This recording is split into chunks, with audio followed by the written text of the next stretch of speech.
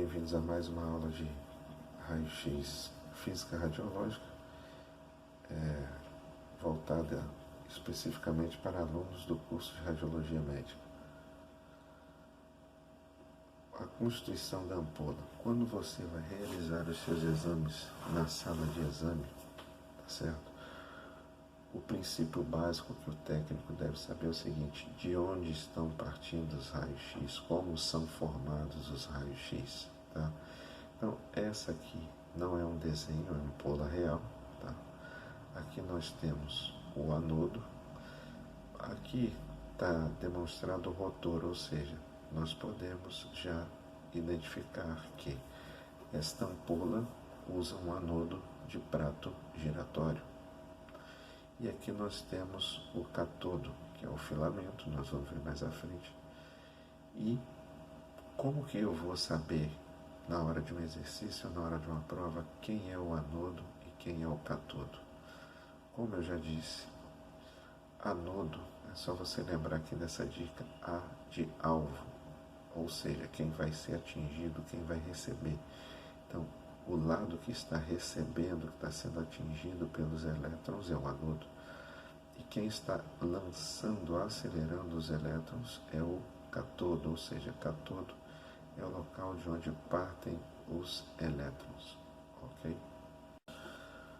Continuando, aqui nós temos um desenho, tá? Um diagrama, onde nós vemos o nosso raio-x, ou seja, os raios que estão sendo emitidos pela ampola, passando pela janela, chamada janela porque essa ampola ela tem uma blindagem, tá? De fábrica, e essa blindagem permite a passagem da radiação X somente por um local, e esse local é denominado, ou seja, chamado de janela, ou seja, o que é a janela de uma ampola? É por onde irão passar os raios X chamados úteis, ou seja, aqueles que vão produzir uma imagem que vão impactar o filme ou o CR para você produzir uma boa imagem, um bom exame. Aqui nós temos o desenho do filamento. Aqui esses traços representam o feixe de elétrons, ou seja, através de uma DDP, de uma diferença de potencial, os elétrons que estavam no catodo, que é o polo chamado polo negativo da ampola, são acelerados em direção ao anodo, que é o alvo, ou seja, o polo positivo. Como nós aprendemos em física no ensino médio, os opostos se atraem. Se o anodo é positivo, ele vai atrair os elétrons que são negativos, tá bom? E aqui nós temos uma melhor representação do catodo, tá bom? O catodo é responsável pela liberação dos elétrons. É constituído por um ou dois filamentos de tungstênio, sendo o maior relacionado ao foco grosso e o menor ao foco fino. Nós temos aqui, dois filamentos. Por que o tungstênio? O tungstênio possui uma alta temperatura, um alto ponto de fusão, ou seja, ele suporta grandes temperaturas. E no processo de produção dos raios-x, toda aquela energia cinética despejada, toda aquela energia cinética dos elétrons que vão sair aqui do filamento, que é o catodo, a maioria, a esmagadora maioria dessa energia vai ser transformada em energia térmica, tá certo? E não em radiação X. O anodo é o eletrodo positivo, ou seja, a parte positiva da ampola, constituído por um material eletricamente apropriado ou eletricamente, voltado para essa função. Em geral, o tungstênio. O tungstênio é eficiente na emissão de raio-x devido ao seu elevado número atômico, ou seja, o seu Z, seu número atômico, ou seja, ele possui uma grande quantidade de prótons em seu interior, seu núcleo. O ponto de fusão do tungstênio é de 3.380 graus Celsius, ou seja, é uma temperatura muito elevada. O ponto de fusão dele é muito alto. Acoplado ao cobre, de mesma condutividade térmica, ou seja, o que quer dizer, traduzir para você que não lembra desses termos, condutividade térmica, ele é um bom condutor de energia térmica, ou seja, ele é um bom condutor de calor, de temperatura, de energia térmica. Se ele não fosse um bom condutor de calor, e se ele não estivesse acoplado a um bom condutor de calor, o que ia acontecer?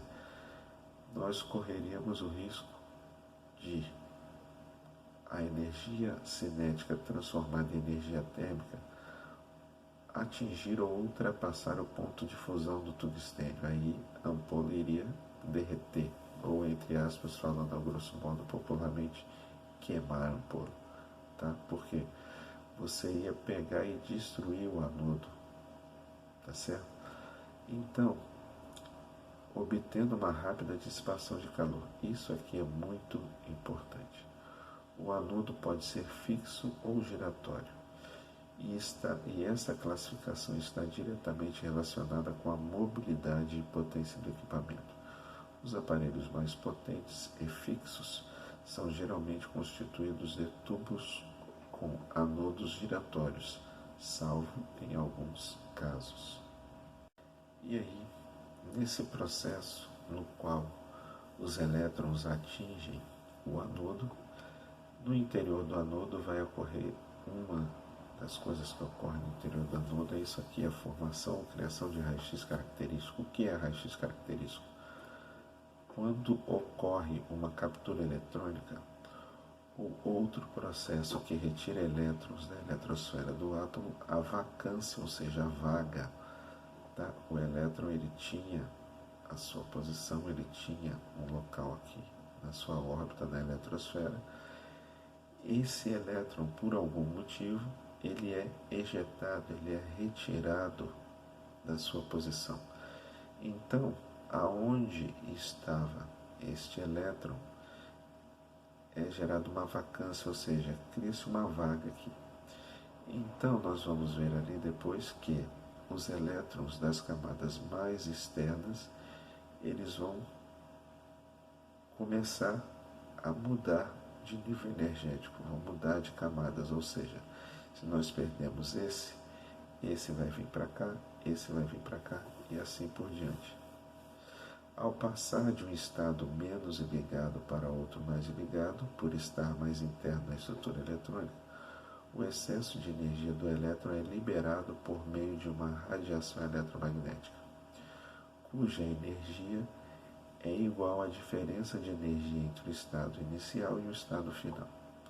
A denominação característico se deve ao fato de fótons emitidos por transição serem monoenergéticos, ou seja, possuem uma energia, e revelarem detalhes da estrutura eletrônica do elemento químico e, assim, sua energia e intensidade relativa permitem a identificação do elemento de origem. Os raios-x característicos são, portanto, dependentes dos níveis de energia da eletrosfera e, dessa forma, seu espectro de distribuição de energia é discreto. Como a emissão de raios-x característicos é um fenômeno que ocorre com energias da ordem de energia de ligação de diversos níveis da eletrosfera, as energias de emissão de raios-x característicos variam de alguns EVs, ou seja, alguns eletrovolts, a dezenas de quiloeletrovolts. Lembrando que essa notação aqui, K, significa vezes 1000, tá certo? Então aqui nós temos o núcleo atômico, como todos se lembram das nossas aulas anteriores, composto por nêutrons e prótons, e aqui nós temos a eletrosfera. Se algum fóton, se algum elétron injetado ou por captura eletrônica, o elétron da camada mais interna, que é a camada K, esse elétron aqui, for retirado desse átomo, o que vai acontecer? Como eu falei anteriormente, por efeito dominó vai gerar um efeito cascata. Esse elétron da camada mais externa vai preencher a vaga desse aqui da camada mais interna. Automaticamente, um de outra camada mais externa vai preencher a vaga desse elétron aqui. Cada vez que um elétron desse muda de uma camada para outra, é emitido um fóton de radiação. E esse fóton é denominado de raio-x característico. Por isso, cada material vai ter a sua energia, tá? Cada fóton desse aqui vai ter uma energia dependendo do material que constitui o alvo, no nosso caso, o anodo. Radiação de freamento ou radiação de Bremsstrahlung, tá? Brems quer dizer frear, Strahlung, radiação. Por isso, radiação de Bremsstrahlung, radiação de freamento. Quando partículas carregadas, no nosso caso os elétrons que são emitidos, que são ejetados do cátodo em direção ao anodo, aí fala que principalmente elétrons, interagem com o campo elétrico dos núcleos de um número atômico elevado ou com a sua eletrosfera, elas reduzem a energia cinética, mudam de direção e emitem a diferença de energia sob forma de ondas eletromagnéticas denominadas de raio-x de freamento ou Bremsstrahlung. A energia dos raios-x de freamento depende fundamentalmente da energia da partícula incidente. Nós vamos explicar mais para frente. Os raios-x gerados para uso médico e industrial não passam da casa dos 500 kV, ou seja, 500 mil eletronvolts, embora possam ser obtidos em laboratórios raios-x com centenas de MeVs, ou seja, mega eletronvolts. Como o processo depende da energia e da intensidade de interação da partícula incidente com o núcleo e de seu ângulo de saída, a energia da radiação produzida pode variar de zero a um valor máximo, sendo contínuo seu espectro de energia. Traduzindo isso do fisiquês para o português, nós sabemos que nós aprendemos lá no ensino médio que energia não se perde, energia se transforma. Então esse elétron ele tinha uma energia cinética aqui, ele tinha uma energia de movimento, tá? Ele tinha uma velocidade inicial aqui. Ao passar próximo aqui do núcleo, ele vai interagir com o núcleo, vai sofrer uma mudança de direção. Toda vez que um objeto sofre uma mudança de direção, ele tem uma aceleração. No nosso caso aqui, a aceleração foi negativa porque ele tinha uma velocidade x, após a interação tem uma velocidade y. Essa velocidade de saída dele vai ser um pouco menor do que a velocidade de entrada, ou seja, a velocidade final menor do que a velocidade inicial. Se ele não emitisse esse fóton de radiação X aqui de Bremsstrahlung, nós poderíamos afirmar que ele perdeu energia, que a energia desapareceu. Como a energia não se perde, ela se transforma. A energia cinética desse elétron, ou seja, a quantidade de velocidade que ele perdeu aqui, vai ser transformada neste fóton de radiação X, que é chamado fóton de radiação de Bremsstrahlung. Continuando, quando elétrons acelerados por um campo elétrico intenso colidem com um alvo metálico, eles reduzem sua energia cinética, mudam de direção e alguns deles emitem a diferença de energia sob a forma de ondas eletromagnéticas, os raios-x. Os elétrons sofrem espalhamento e redução da velocidade devido à atração de carga do núcleo e à repulsão dos elétrons dos átomos do material-alvo. Por isso, esse tipo de radiação é também denominada de freamento Bremsstrahlung. Num tubo de raio-x, o feixe de elétrons é gerado por emissão termoiônica num filamento aquecido.